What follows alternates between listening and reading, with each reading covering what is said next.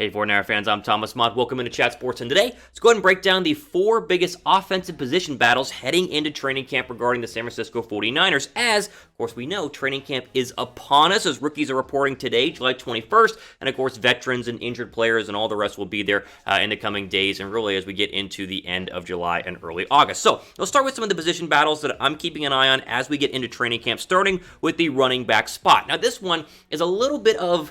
It's not confusing, but I got to break down my thought process on the running back spot. So first off, there is some recent news saying that Raheem Mostert might not be traded. So this originally could have been Coleman versus McKinnon for the number one running back spot, but if Mostert stays and he's not traded, then obviously he will remain the number one running back. So this is really the battle between Jerick McKinnon and Tevin Coleman in terms of who will be the number two running back behind Raheem Mostert. Who wants to win the job, who will win the job, and who is actually going to get the most carries behind Mostert if Mostert stays. Side note here, I know this is not a news video, but I think Mostert will end up staying and being a 49er going into the season, but that's for a different day and a different story. The question mark right now, as you look at the running back depth chart, is who is the number two guy. I mean, technically you put Coleman at 2 right now just because Tevin Coleman has been healthier than Jerick McKinnon, but with McKinnon being there and apparently being fully healthy, the real question mark is who's going to be the number 2 back. I think that there is a very good chance that Jerick McKinnon becomes the number 2 running back on this football team. Now, the career stats are what they are, right? If you go back a couple of years, McKinnon has been a better running back than Tevin Coleman. Recently, McKinnon's not been on the football field, so Coleman's been able to catch up, and obviously, again, stats for a career are what they are. But if we get a healthy McKinnon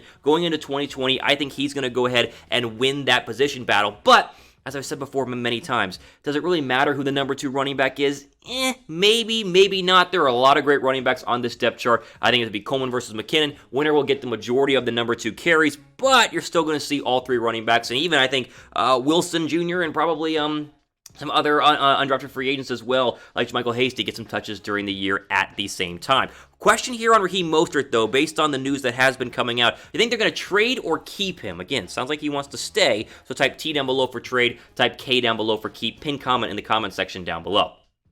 All right, after running back, the next interesting spot to me is the wide receiver spot. And much like the running back spot, we got to kind of create a caveat here as to why we're talking about the wide receiver position. Because right now, with the Deebo Samuel injury, there's technically a hole at the number 1 wide receiver spot. Although, once Deebo comes back, the real question is who is the number 2 wide receiver between Jalen Hurd and Brandon Aiyuk. Now, just like with running backs, everyone's going to see the field, everyone's going to touch the football, but where will they go in terms of the depth chart? Who will be put at number 2? Is it Hurd or Aiyuk? Because a lot of these guys really either have no playing time as a rookie in Brandon Aiyuk, or in Jalen Hurd's case, he didn't play his rookie year, so he's essentially a rookie going into his sophomore season. I think Hurd has absolutely got to step up and become the number 2 wide receiver. Yes, Brandon Aiyuk technically is a better prospect in terms of a first-round draft pick and has better stats overall at wide receiver in college, but I think they spent a very high draft pick on Jalen Hurd because they expected him to be an absolutely fantastic player once he got on the football field. And honestly, if we're going back to what they said about him during the 2019 training camp, even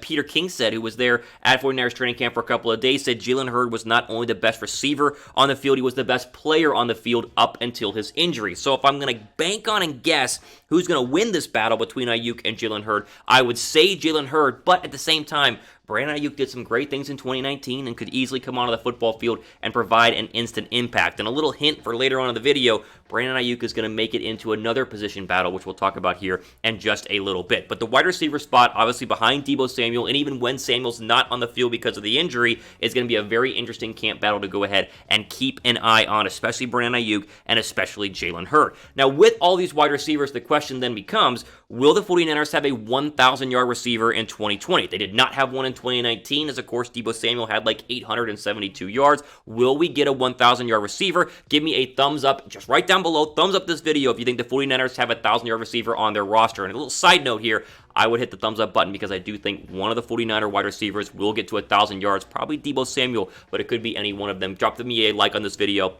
You guys think we'll have a 1,000-yard receiver.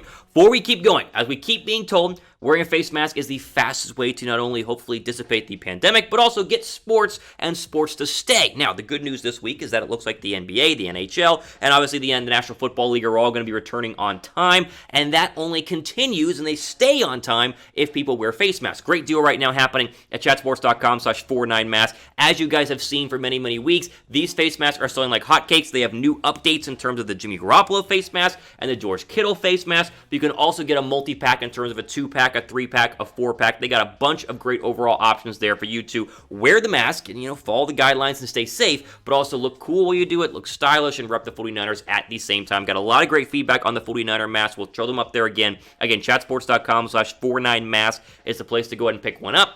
The link is down below in the description box. You guys go ahead and grab one of those today. Again, you'll be wearing masks for a while, right? It's not like it's just going to disappear. It's like, oh, today, no longer wearing masks. You can do it for a while. So invest in one that will keep you safe, is reusable, obviously, and looks great with the 49ers logo on there at the same time. Okay, the next position group, again, it's not as flashy as wide receiver and running back because that's where all of our eyes go, but this one still matters, and it's the right guard spot. Now, obviously, the 49ers moved on from Mike Person this offseason as he, of course, struggled a lot when he was at right guard for the 49ers last year. They went out and signed the former Jet Tom Compton, and they put him in a position battle with Daniel Brunskill to see who will be the starting right guard. Now, obviously, Brunskill's probably the pick for the majority of people. He's my pick at right guard, as he obviously had 7 starts last year and really had that decent Pro Football Focus grade of 73.0 overall for his guard rankings. But at the same time, whether it is Compton or Brunskill, this is still an important position battle, as the 49ers need to be solid not only in the entire offensive line, but especially on the interior if they want to continue to be one of the top rushing teams in the NFL, as they were last year.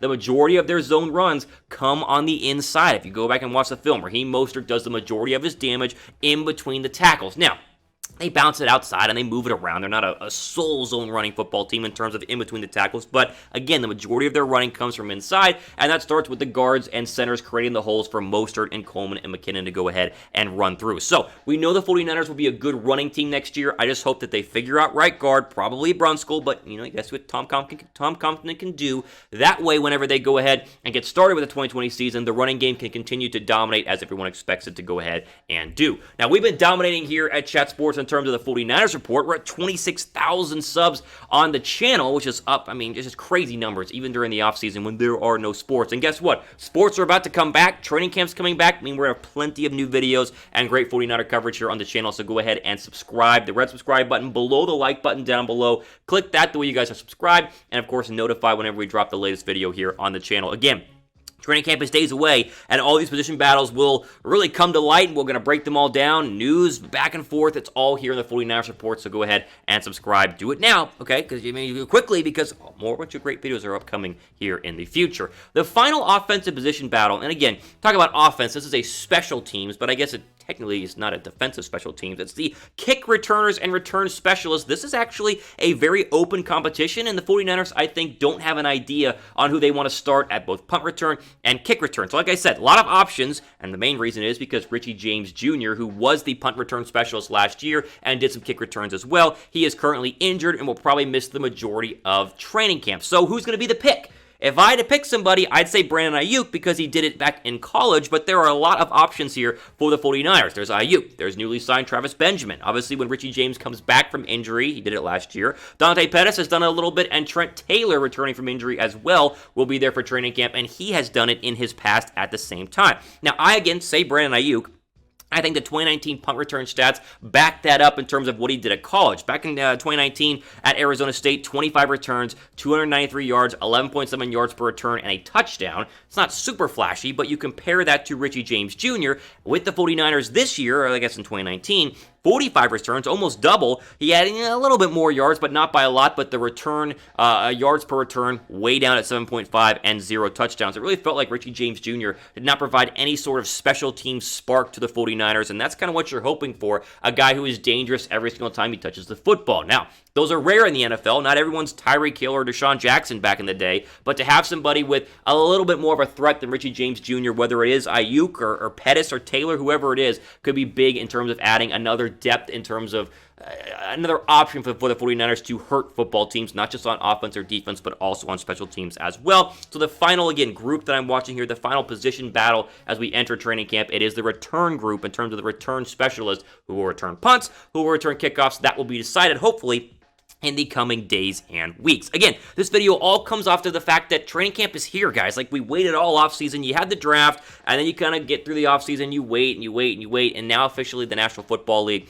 looks like it's trending towards being back in terms of tests and health and safety. It's very exciting stuff, and even though the 49ers are a great football team and have a lot of great players, there are still some key battles here, like running back, like wide receiver, at right guard, and in the return game as well to keep an eye on. And we'll obviously have them, keep an eye on them, as we always do here at Chat Sports. All the time we have for today here on the 49ers Report. I am your fearless leader and host, Thomas Mott, as we sign off. Stay safe out there. Remember, stay tuned. Plenty more 49er videos are upcoming in the next days, weeks, and months leading up to the start of the NFL season. Again, all the time we have for today. Thomas Mott signing off. Enjoy the rest of your day.